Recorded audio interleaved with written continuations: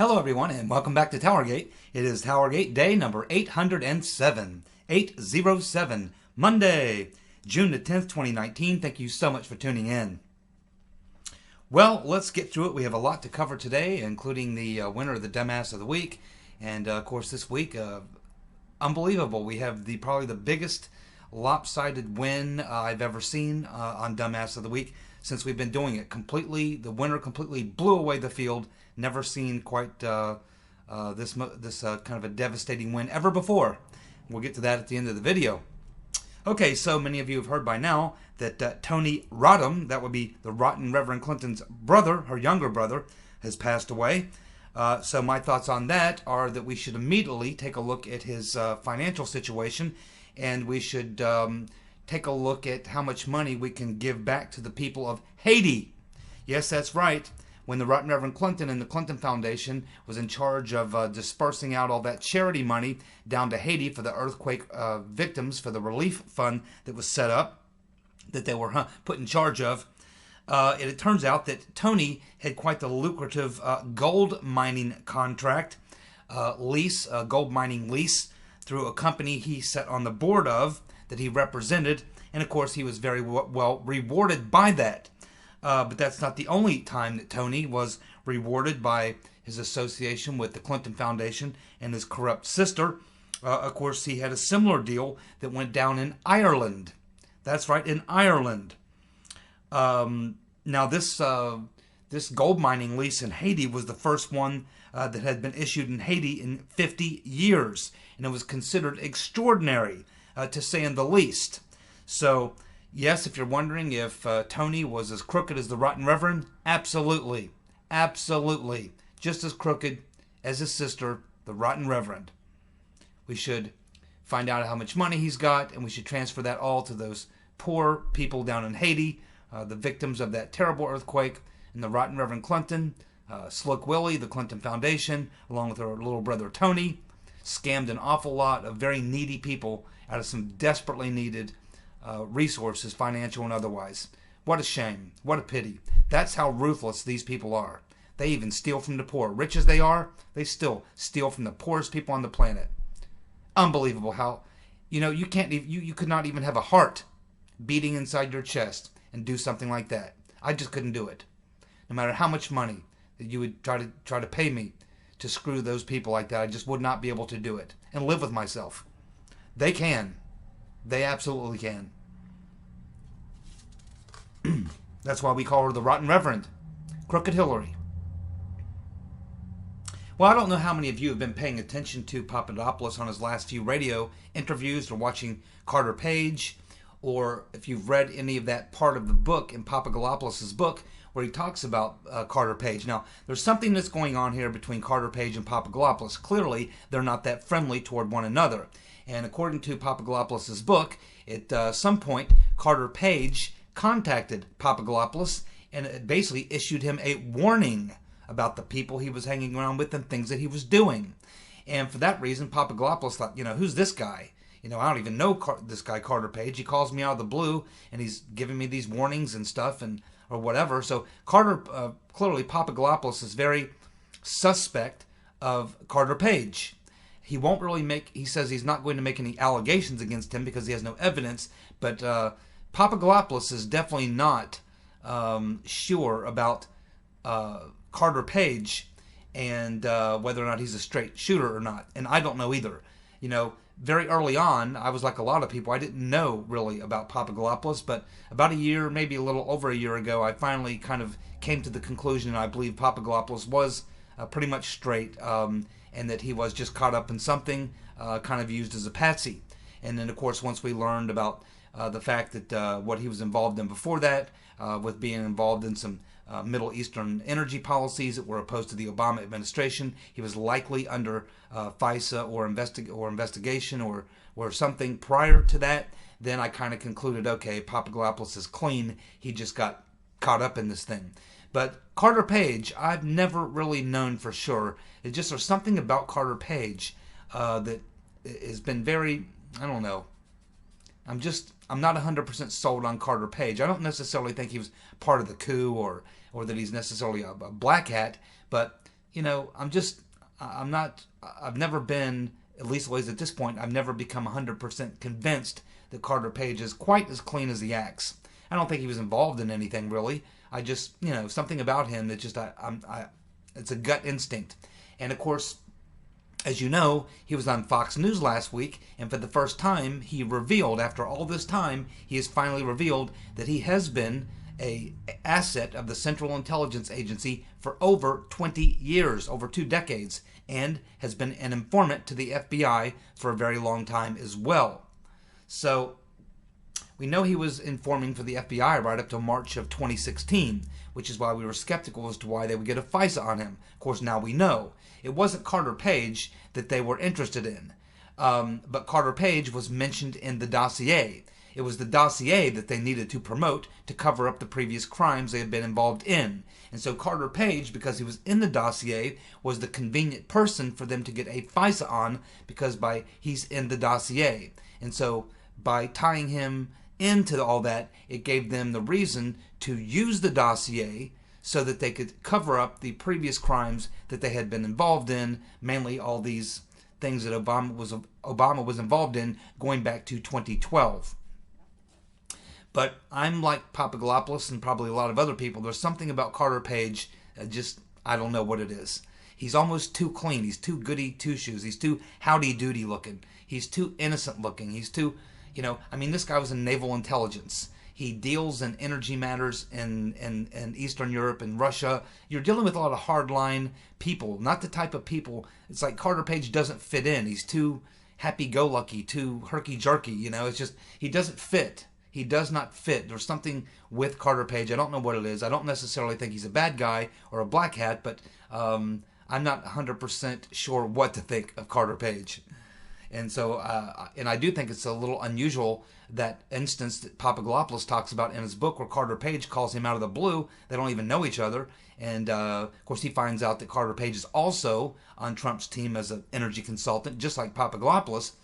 But they don't know each other, and Papadopoulos is wondering why this guy, Carter Page, has got the gall to call him on the phone and say, hey, you better watch yourself. I'm watching you, and you better watch who you're hanging around with and all this kind of stuff. At the same time, Carter Page is hanging out and spending many hours with Halper, who is the guy, of course, the fat man, who's in the process of setting up Papadopoulos and Flynn and others. So I think that probably what happened here is that Halper got himself in good with Carter Page, and Carter Page didn't realize that Halper was this intelligence asset working against the campaign. And I think that probably Halper must have tried to say some things to sow some division between Papadopoulos and Page. And Halper must have said, hey, this one guy that's on your team, Papadopoulos, we think that he's kind of, dealing with some shady characters, and he may know something about the stolen emails and blah, blah, blah, blah, blah.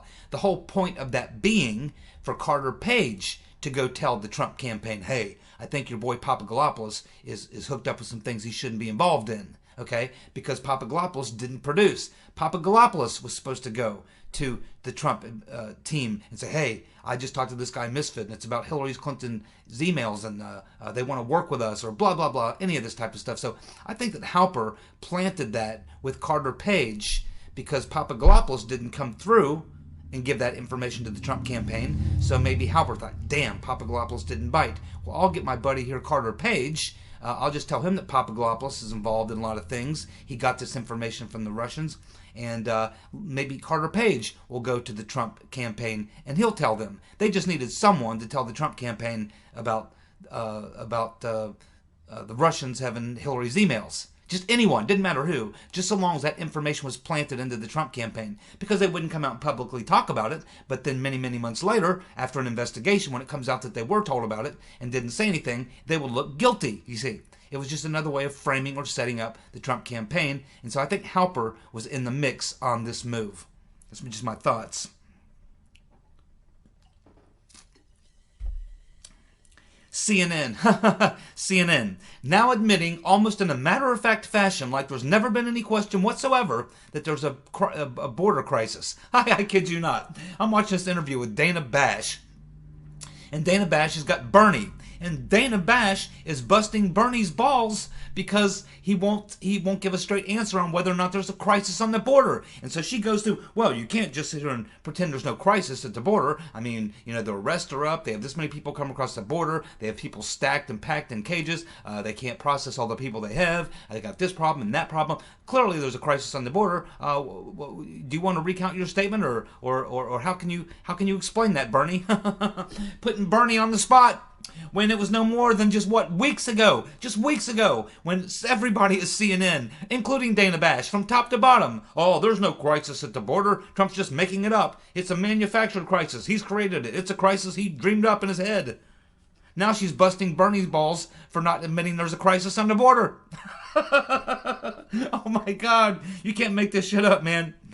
Oh boy, the fake news network of fake news networks right there. Unbelievable. And then we get Bobby O, the skateboarder. Bobby O, the skateboarder. I mean, they bring him on Sunday morning with George Stephanopoulos on ABC. Why? I'm not sure. He's sitting at 2%. 2%. I mean, he's at the very bottom of the pile. There's not that many people below him. Gillibrand was 0, and a couple other of those guys, Hickenlooper was 0, and a couple people with 1%. But Beto was in the top 5 above the bottom 5. I mean, literally, that's how bad the skateboarder is doing.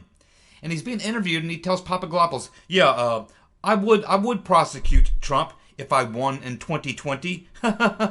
He would prosecute Trump if he won in 2020. Now, Stephanopoulos never goes to ask him, based on what? What crimes would you prosecute him on? And, of course, that question never gets answered by Stephanopoulos. First of all, the skateboarder ain't going to be the president of the United States. That's pretty obvious, I think. And the president doesn't do any prosecutions of anybody, Beto. That would be a jury. That would be a prosecutor. That would be something else, but it's not the president. The president doesn't do prosecutions, particularly of his political enemies, unless they've committed crimes. And then that's done by an attorney general, a prosecutor, a U.S. attorney, a jury, somebody, not by the president. But Beto doesn't know that. He's stupid. So there you go. Beto, I would prosecute Trump if I win in 2020. Well, you're not going to win in 2020, and you might as well go back to eating dirt. Bobby, go back to eating dirt. Well, we have the Comey tweet. I guess many of you have seen the Comey tweet by now, where he tweets, and what you're looking at in his tweet is his back. He's wearing a gay pride t-shirt, and you're reading the back of it, and the caption is, "Wishing everybody a happy Pride Month." And he's wearing his gay pride t-shirt. I'm surprised we didn't figure this out earlier. Comey, what Comey is? Well, we know he used to be a commie, probably still is. He's basically a social justice warrior. Comey is basically a social justice warrior. An SJW. That's what Comey really is. And what makes it even funnier is that after doing this Twitter post showing us his gay pride t-shirt and his stupid comment wishing everybody a happy Pride Month. I don't even know if it is gay Pride Month. I could care less. I mean, do we have a straight Pride Month? I mean, I guess I take pride in the fact that I'm straight, but I don't necessarily think we need a straight Pride Month, do we? Oh boy. So in a comment responding to Comey's tweet, Tom Fitton of Judicial Watch puts up his own tweet showing his own back with the t-shirt that he's wearing, and on the back of his shirt it says, "Because no one is above the law." Well done, Tom Fitton. Well done, Tom Fitton. Okay. Well, as suspected by a lot of people for a very long time now, the Mueller gang, Uncle Bob, the drive-by executioner, and his butt boy, Andy Weissman, are holding back a 302. This particular 302 was dated January 19th, 2017, the day before Trump was inaugurated. This particular 302, many people believe, deals with the transcript of the call between Flynn and Kislyak. And what is believed is that the original call that we now have seen the transcript of, there was no crime committed. We know that the 302 afterwards showed no real crime committed. So it's believed that this is a 302 that was made up, that they had to make up to cover their ass for what they've been doing to Flynn, probably had him on a FISA, that they made up something in this 302 that cannot be factually proven by the phone call or even the follow-up interview. So that's why they do not want to release it, because it will show that they falsified a 302 to say that something happened that didn't happen, to say a crime committed that wasn't committed, to say something was done that shouldn't have been done. It's probably a false, fraudulent 302, and Uncle Bob's not coming off of it. Now, the Congress or someone, AG Barr, needs to press as hard as they can and do whatever they can do legally to get their hands on this missing 302. It's not really missing. Uncle Bob has it, so does Weissman. They just won't turn it over. They need to get that 302. What's unclear at this point is that if the FBI did that 302, then they're all lying through their teeth, because according to McCabe and Peter's Been Stroking Us and Loose Lisa Page and what's his name, Baker, James Baker, they don't seem to have any knowledge of a 302 that was made out the day before Trump's inauguration on January 19th of 2017. So if they don't know about this 302, but in fact it exists, I mean, this would have been before the Mueller team, so they couldn't have created it. Where did it come from? Who wrote this 302? Where did it come from? And why is it so secret? Somebody needs to figure these things out. Hopefully AG Barr will get to the bottom of that too, as if he doesn't have enough to dig into. More FBI emails were released over the weekend, and whenever they release anything over the weekend, you know it's because it's something bad. It's something bad. That's why you want to pay extra close attention to things released over the weekend. So the FBI releases more emails over the weekend, and these are devastating to the rotten Reverend Clinton. These are documents from the FBI vault that show these conversations between FBI officials as they were evaluating the rotten Reverend Clinton's server situation. Here are some of the things they were discussing. They were discussing the rotten Reverend Clinton's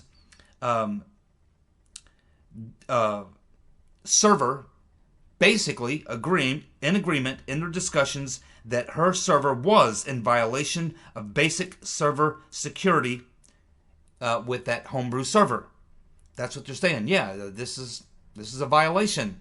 They're saying it right there in their notes. They're saying that the server, that they believe that all of her emails were stolen. They were discussing the fact that they believed that all of her emails were stolen off that homebrew server.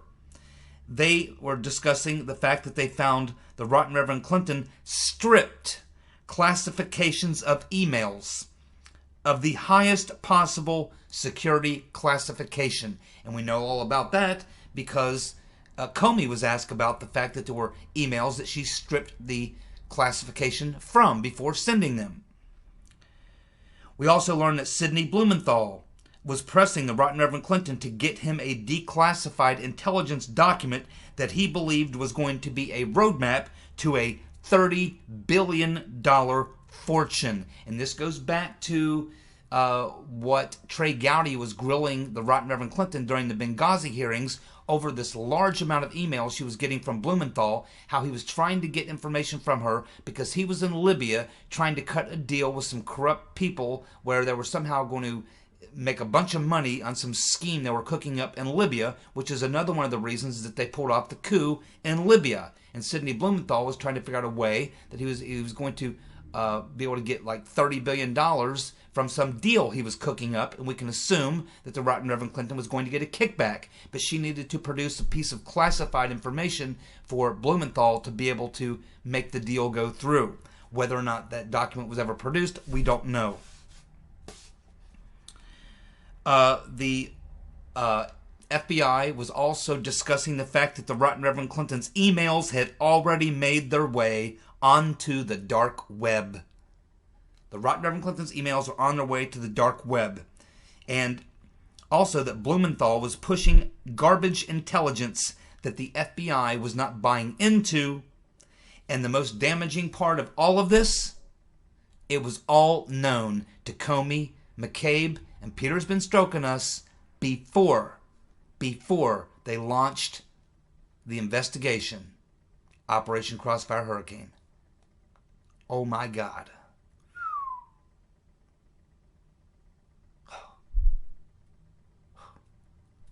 This is bad. This is very, very, very bad for the Right Reverend. Whew. Lawyer up, Hillary. Whew. Oh my God. I can't. How can someone in just such a short lifetime commit so much crime? How can you do that? She almost deserves an award. She should be in the Criminal Hall of Fame. Never before has any single individual been able to carry out so many devastatingly huge crimes. I mean, you got to be a pretty busy little beaver to create that many crimes in a single lifetime. Like her husband says, working like a demon. Working like a demon. Crimes here, crimes there, crimes everywhere. Everywhere you go, there's a crime. Here's a crime, there's a crime. Everywhere a crime. Everywhere she goes, she leaves behind a trail of crimes. Devastating crimes. And I'm not even going into like the Clinton body count and Vince Foster and Whitewater. I mean, that stuff's small potatoes. She's into the big leagues now. Coup d'etats and every damn thing else. I certainly hope that Christopher Steele does not drive the same model Mercedes as Michael Hastings was driving. Now, as I was reading this story, and I was thinking, wait a minute, this stuff that they're talking about with Blumenthal, this is stuff that Trey Gowdy was grilling her about the fact that she was having all this communication while she was at the State Department from Sidney Blumenthal, and he was making it perfectly clear to the Right Reverend Clinton in that hearing that he was quite aware of the fact, as was everybody else, that Blumenthal was not permitted to be involved in the Obama administration because he's the one that started the birther movement. And so Gowdy is grilling Hillary Clinton. So I went back, and as I'm getting this information, I wanted to go back and see if I could find anything in that Q&A between the Right Reverend and Trey Gowdy that might shed some more light on this information. And I really didn't find specifically anything, although it certainly shed more light on why Blumenthal was sending Hillary so many emails and why they were obviously dealing with something, and there was some intelligence person he was getting information from, and this is a person Trey Gowdy actually did identify who that person was, and the Right Reverend Clinton corroborated that is who the information was coming from, this intel person. And so I won't go into all that. It's kind of water under the bridge, but I was just trying to dig in a little bit so I understood where this story was, and if there was any more evidence around it, because a lot of times you'll find that's true. You'll learn something today, and then you'll think, wait a minute, something was happening 2 years ago, 3 years ago on this topic that's related. Let's go back and look at what was going on then and see if there was some unanswered questions and see if this is the answer to some of those questions. And this is something that you'll do a lot of times when you're doing a lot of research like I do. So, but I didn't really find anything specific other than to sort of tell me, okay, this is probably what Blumenthal and Hillary were working on. It wasn't clear to Gowdy at the time in those hearings what they were trying to do, just that they were involved in some sort of a scheme. Well, now we know what the scheme was. It was this plot that Blumenthal was cooking up that he thought would lead him to a $300 million fortune or $1 billion fortune. So anyway, the more I thought about this, I got to thinking, I've been watching the Clintons for a very long time, and Blumenthal and Shearer are these characters that have been with the Clintons for as long as I can remember, probably going all the way back to Arkansas. But I always remember as Blumenthal and Shearer being more like Hillary Clinton acolytes, not so much Bill Clinton. Bill Clinton has his own sort of group of people and fixers. Blumenthal and Shearer have always been more like Hillary's guys. That's her goons. That's the two goons that she used all through the 90s when Clinton was president and even before. Shearer and Blumenthal have always been Hillary's goons. And I got to thinking, you know what? this Steele dossier, or the Shearer dossier, we're told is almost exactly like the Steele dossier. And so I got to thinking, I wonder, as you know, I believe that this is all a Hillary Clinton plot, that she started this whole plot. And I'm wondering, as I think more about this, it's very likely that the damn dossier was literally created by Shearer, Blumenthal, and Hillary. And that they put this information together and thought, well, we can't use Blumenthal and Shearer to pass it along because everybody knows who they are. And everybody knows they're so connected to me and how crooked they are. They don't have any credibility in Washington. Everybody knows what they do and who they are. So the Rotten Reverend, that's probably why she had Mark Elias hire Fusion GPS, and then they bring in Steele. They need credibility. They need credibility for the garbage document that Hillary, Shearer, and Blumenthal created. And so they get all this going, but then when the news media won't really print much of it because they can't back it up, and all this happens, but it's getting close to the election date, and Hillary realizes that she could lose. She gets desperate, and that's when they pump the Shearer dossier, which is the same as the Steele dossier, directly into the FBI through Jonathan Weiner, through the State Department, and then into the FBI. So it's really looking more and more like, just as I believed, that Shearer and Blumenthal, what if we get to the very end of this thing and find out that Christopher Steele was not really a source of the dossier at all, he was just a launderer, as I've said he was, and that all his Russian sources are a fraud, and even Confusion GPS may have only contributed, like Nellie Orr, some of the backstory, but that the major points to the dossier, the real incriminating stuff that they tried to use, was literally a creation of Blumenthal and Shearer and Hillary, and they are the ones who pumped it out to, in other words, the reverse of what we've been thought to believe. I think that this is becoming more and more likely. I'm starting to really, really think that this may be what happened. Oh man, if it is. Oh my God. Oh my God. If this turns out to be it, oh man. Even worse than I could have ever imagined. But this whole story keeps getting worse than I could ever imagine. Okay, dumbass of the week.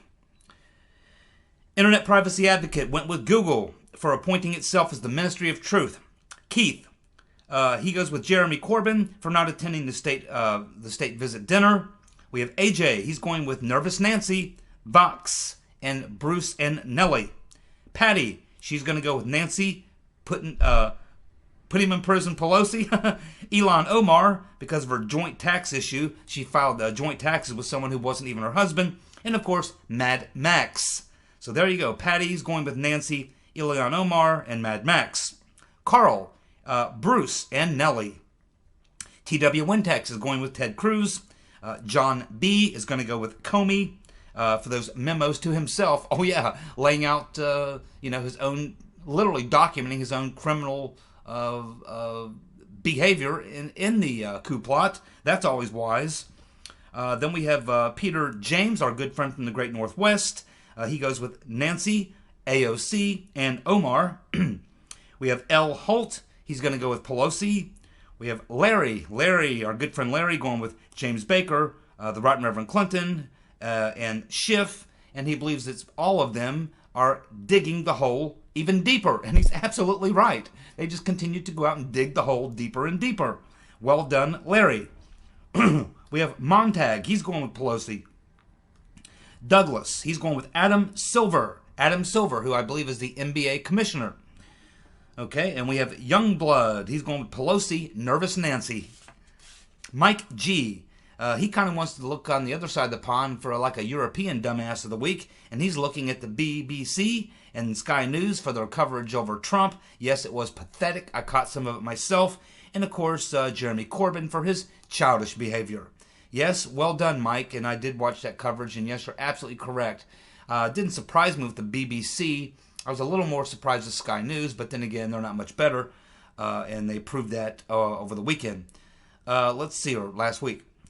We have Amy. She's going with Nervous Nancy and Elizabeth Warren and Joe Biden. Roy went with Nervous Nancy. Sue, the disgraceful Nancy Pelosi. Yes, she is Nervous Nancy. She's a disgraceful Nancy. She's all of it. Dennis Waddell, Prison Pelosi, Mad Max, and the Pencil Neck Geek, Adam Schiff. Linda Martin, she went with Pelosi. Jeanette, she's going to go with Liawatha. I like that. I like that actually a lot, Jeanette. I may steal that from you. Liawatha, she's talking about Elizabeth Warren. The Right Reverend Clinton, of course, is her number 2 pick, followed up by the Mitwit Willard, the Ass Whisperer. Don the Traitor, he's going with Demented Nancy. Yes, she is demented as well. Jonathan, he's going with Pelosi, the Right Reverend Clinton, and Vox. 2 votes for the Vox. Sherman's going with Pelosi and Mitwit, the Ass Whisperer. Let's see, we have Mark. He's going with Mitwit. Willard. That's right, Willard Romney. Let's see, Joey D. My good friend Joey D. He's going with the Mayor of London, Sadiq Khan, along with Nervous Nancy. Jamie is going with Nervous Nancy, Joe Bite Me, and Elizabeth Warren. Liawatha. Sane Environmentalist, he's going with Google and YouTube for censoring. Oh, yes. Yes, they are. Then we have Su Zung going with Nancy Pelosi. We have Rattlesnake. He's going with Pelosi, Queen Botox. We have Freddie. He's going Pelosi. But although he thinks it's a tie between Pelosi and those who voted for her to be Speaker in first place, he likes Nancy's therapist for second place, and the Pencil Neck Geek, the Bug-Eyed Fool, Adam Schiff, bringing up the rear, which is where he belongs, sniffing the rear. Let's see, we have Dr. Lee. He's going with Pelosi. Dr. Detroit, he likes Mitwit, Willard Romney for Dumbass of the Week. Walker on the Hill, he's going with Nasty Nervous Nancy. He's getting both of those in, nasty and nervous. Nasty Nervous Nancy, Mitwit, Mad Max, and let's see. Next, we have Thomas. Yes, love Thomas. He goes with Romney, Mitwit. Romney's doing quite well. Let's see. We have Judy going with Nancy. Well done, Judy. Okay, if you're old enough to remember Cary Grant, many of you will get that. Some of you not old enough will not get that. But I certainly get it, Judy. Nancy. She still only gets 1 vote. She doesn't really need any extra votes this week. Let's see, we have Mara, the lovely and talented Mara. She's going with Sleepy Uncle Joe, Nervous Nancy, and Pocahontas. 3 very solid picks. You just may get your wish there, Mara. Carl, he's going with Nervous Nancy, Ocasio-Cortez, and Chuck the Cuck Schumer. We have Richard. He is going with Nutsy Piglosi. Very nice, Nutsy Piglosi. I like that. Okay, my friends, like I said, I've never seen a landslide blowout like this ever before in Dumbass of the Week. I think that just about everybody had Pelosi, either 1, 2, or 3 in their slot. And, of course, this week, Pelosi literally just destroyed the field. No one even close. I mean, no one even close. She literally got, let's see, 5, 10, 15, 20, 24 first-place votes for Nancy Pelosi. Unbelievable. She blew away the field. So Nancy Pelosi is our Dumbass of the Week by a mile. By a mile. Nancy Pelosi. Whew. Number 2. Mitwit. Willard. The Ass Whisperer. Yeah. Yes, he deserves that very much. And, of course, bringing up the rear, we have Liawatha. Yes, Elizabeth Warren bringing up the rear in number 3 spot. So, Pelosi by a mile, Mitwit second, and Warren number 3. And thank you, by the way, to those of you who made the comment to the troll that popped in yesterday. It was really funny. Don't think I've ever seen... We haven't had a troll like that in a while. Usually they're smarter than that. But some girl, unless it's a fake picture, and she said something about, well, as soon as I saw the sword on your wall and a Batman t-shirt, I knew it was bullshit. I'm like, huh? How do you, Well, I guess she hasn't watched my videos enough to know that I'm a knife collector. I have hundreds and hundreds of knives. I'm a knife collector. And, of course, I keep those around just in case my number 2 pencil is a little dull and I have to break out another weapon. I have the knife. I have several hundred knives. And swords are kind of part of my knife collection, okay? But I clicked on the person's name or whatever, and I went and looked at her page. She has zero content, not a single video on her page, on her channel. But she has 56 subs. 56 subs with 0 content. That's called a paid troll. They're on to us. Be back to you tomorrow, my friends. You guys have a good night. See ya. Bye.